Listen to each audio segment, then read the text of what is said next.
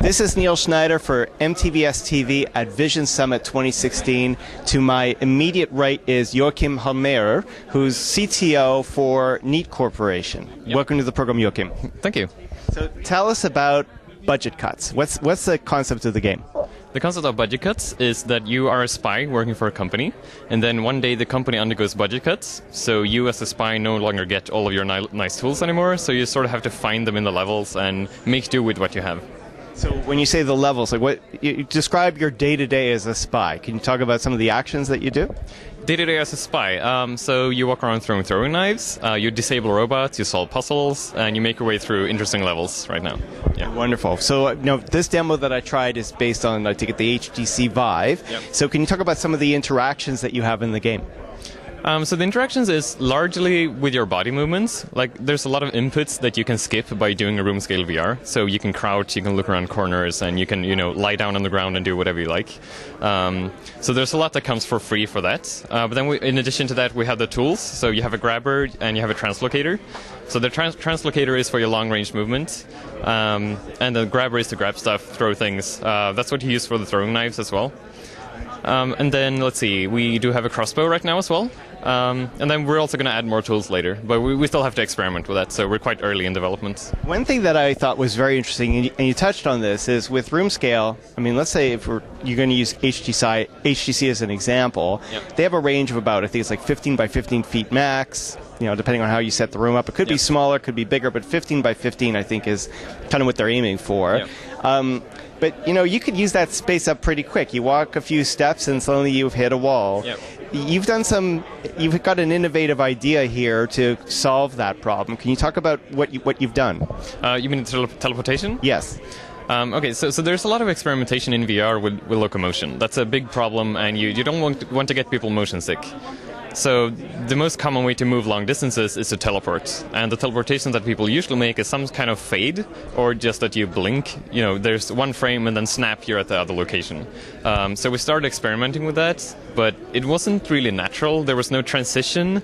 And even if we did a transition like fading from one screen to another, it wouldn't be very natural. So we ended up experimenting and tried to find out a nice way of doing it. And we just thought of Portal, the game Portal, and tried to find a way of doing that in VR.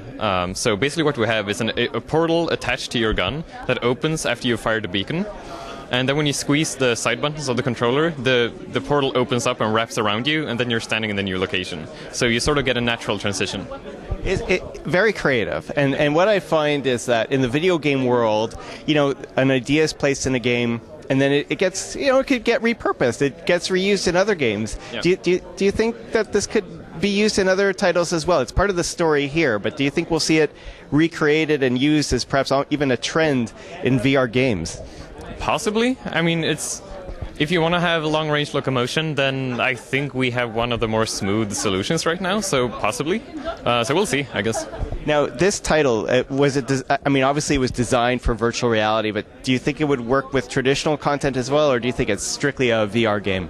It's probably strictly a VR game. We've even talked about it internally, that the game would be kind of boring if we didn't have VR, because you get so much out of it, and it enhances the gameplay in so many ways. And of course, we designed everything to work with VR. So now does this? Obviously, we're walking around in this experience.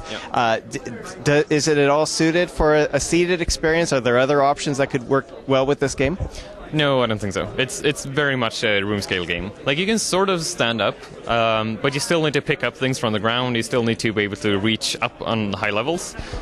So we're still using head-to-toe tracking, and you need about 1 meter in radius around you. So that's 2 by 2 meters. That's sort of the bare minimum for budget cuts. Now, ironically, it's called budget cuts, but the future of this game, do you want to see this as a full-fledged title versus a demo? Where would you like to go with the game? Yeah, absolutely. It is a game. We've never designed it to be a demo, which actually makes it kind of hard, because demoing a game takes a lot of effort, because people need to learn a lot of mechanics. So for this version, we've actually had to remove things to make it easier to get used to it quickly. But yeah, so it's going to be a full game. I think the length is going to be about the same length as the first Portal game, so like 4 to 5 hours, something like that. But it's of course kind of hard to measure that since it's a stealth game. People take different amounts of time to do things. So yeah. Very good. I'm very excited about this. Obviously, I've heard great things, and it's well deserved. Thank you for joining us on the program. Oh, thank you. This is Neil Schneider for MTBS-TV at Vision Summit 2016. We will, of course, be back with more. Thank you for watching.